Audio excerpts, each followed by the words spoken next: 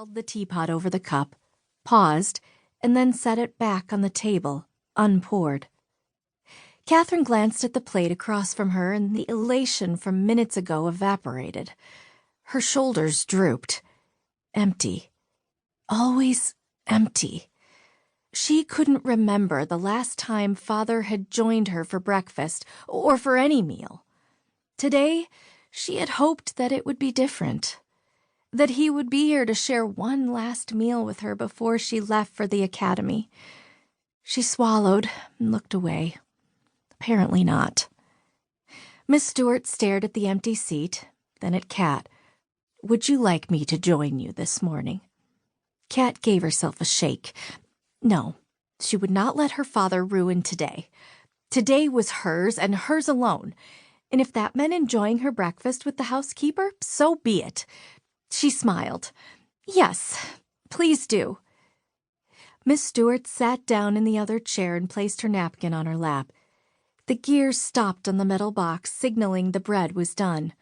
Kat pulled the golden toast out with her fork.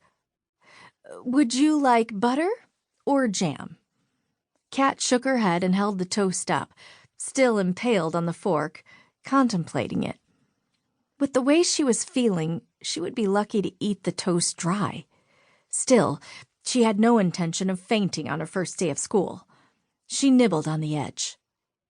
As Kat took a sip of her tea, letting the hot liquid force the small bite of toast down to her tumbling stomach, Miss Stewart placed 2 sausages on her own plate and picked up her knife.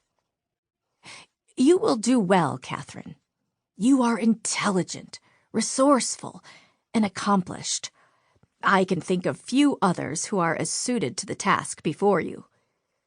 Miss Stewart's words warmed her, soothing the butterflies in her middle. "At least I won't be the only young lady." Kat picked up the toast and took another bite along the edge. Mary Ann would be there, and a handful of other young women, but she didn't know them yet. She took another bite, then decided that was enough. Tea would just have to do. "Still, you will need to be careful. You are entering a world known only to men until now, and there are people who are not happy about that." Kat frowned. "You think there will be opposition at the school?" I don't know. What I do know is that people hate change, and letting women attend the academy is a big change." Kat tapped her finger along the white tablecloth, her mind wandering to visions of the academy. Would there be a crowd this morning in front of the school? Probably. If nothing else, reporters from the Herald would be there.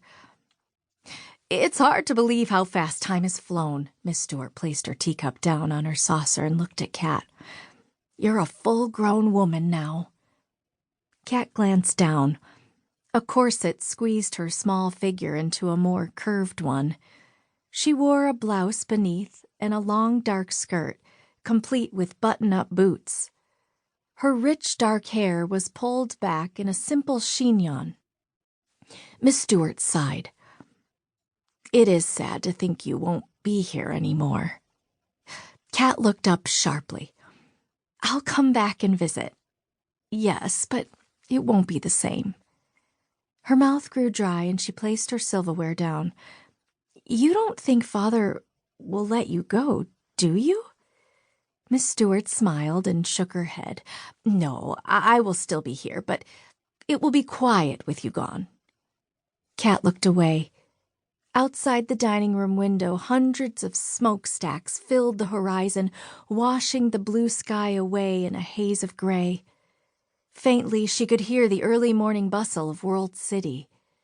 Carts rolling along the streets, bakers calling out their goods, horns blasting as factories opened their doors. "You can't leave.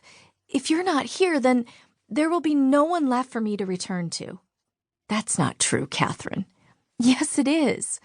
Who will greet me at the door? Father? Father is never home.